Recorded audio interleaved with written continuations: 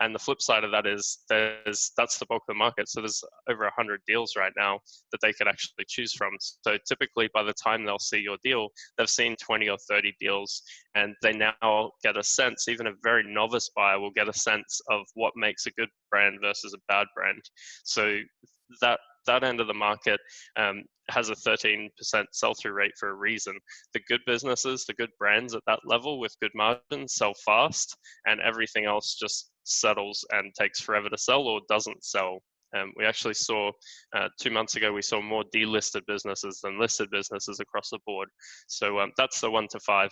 The 500,000 to a million range has still predominantly private investors. So, and again, there's less of them because they're putting in their own capital, right? Unless your business can qualify for something like an SBA loan in the US, that can help a buyer buy a larger business. So that's really a dead zone right now. It needs to be a really outstanding business, fast growing business to be sold at that range. Otherwise, no one will buy it. In the 1 to 5 million range, this used to be a bit of a black hole because it's too small for a private equity firm to look at and too large for private investors on their own to buy. So what we're seeing right now is the SBA program is really good in the US for helping clear deals at that size. So individual investors can actually buy a deal there.